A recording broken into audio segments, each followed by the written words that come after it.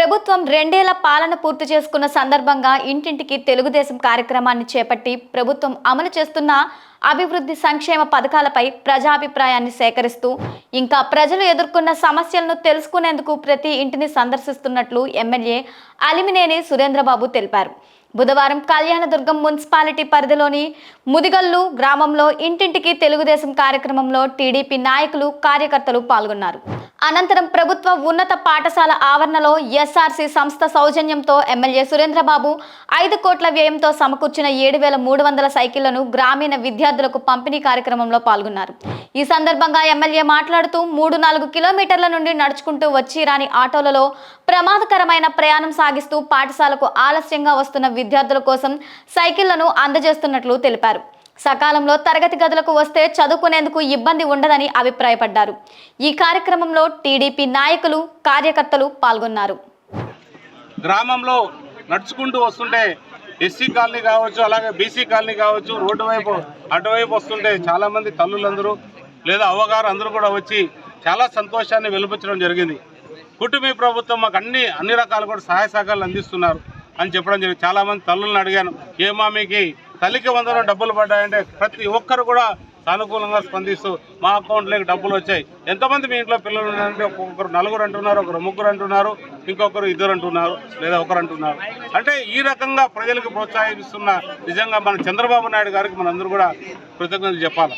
ఎందుకంటే ఒక కుటుంబంలో ఒకరికి అనే దాంట్లో ముందున్న గవర్నమెంట్, ముందున్న జగన్ రెడ్డి పెట్టాడు.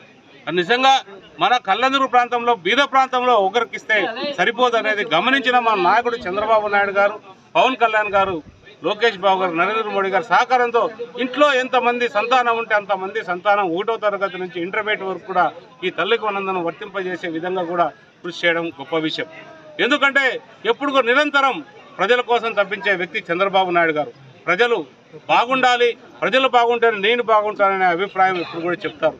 ఎందుకంటే 70 ఏళ్ల పైబడిన వ్యక్తి మన రాష్ట్రానికి 40 ఏళ్ల అనుభవంతో మన రాష్ట్రాన్ని పరిపాలన చేస్తున్నారు. కాబట్టి మనం ఈరోజు పూర్తిగా అప్పుల్లోకి నెట్టినాడు జగన్ రెడ్డి, పూర్తిగా సర్వనాశనం చేసినాడు మన రాష్ట్రాన్ని. నాశనం చేసిన వ్యక్తి ఈరోజు ఈ రాష్ట్రాన్ని బాగు చేయాలంటే ప్రజలందరూ గమనించి ముక్త కంఠంతో 161 స్థానాలను గెలిపించారు. అంటే 94% స్ట్రైక్ రేట్తో మా నాయకుడిని, ఎన్డీఏ కూటమిని, అంటే చంద్రబాబు నాయుడు, పవన్ కళ్యాణ్ గారు, నరేంద్ర మోడీ గారి సహకారంతో గెలిపించడం జరిగింది. నిజంగా ప్రజలకు ఎప్పటికప్పుడు ఈరోజు మేము ఎందుకు వచ్చాము అంటే 2 ఏళ్ళు పూర్తి చేసుకునే తర్వాత ఈరోజు అంటే మా నాయకుడు చెప్పాడు, మీరు ప్రతి ఇంటికి వెళ్ళి ప్రతి ఇల్లు తలుపు తట్టండి, ప్రజల సమస్యలు ఇంకా ఏమన్నా ఉంటే తెలుసుకోమని కూడా చెప్పారు. అందులో భాగంగానే ఈరోజు కూడా మేము ఇక్కడికి రావడం జరిగింది. ఏదేమైనా కూడా ఒకటే చెప్తున్నాడు మా నాయకుడు, ప్రజలకు కావాల్సిన ప్రతి ఒక్క ఏదైతే మనం సంక్షేమ కార్యక్రమాలు కావచ్చు, అభివృద్ధి కార్యక్రమాలు కావచ్చు, 2 సమానంగా 2 చక్రాలుగా పయనించినప్పుడే మన రాష్ట్రం అభివృద్ధి బాటలో నడుస్తుందని చెప్పడం జరిగింది. 2 కూడా చేస్తున్నాం. ఎందుకంటే ఏదైతే మనకు హెచ్ఎన్ఎస్ఎస్ మనకు శ్రీశైలం నుంచి వస్తున్నాయో, ఇంతకుముందు 1700, అది కూడా మా నాయకుడు ఆ రోజు 1800 క్యూసెక్లతో తీసుకొచ్చాడు.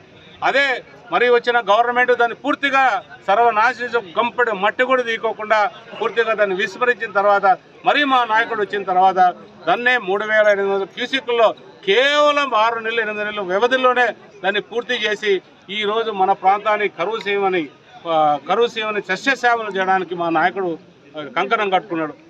ఆయన పేరు భగీరథుడు చంద్రబాబు నాయుడు అని కూడా చెప్పాలి.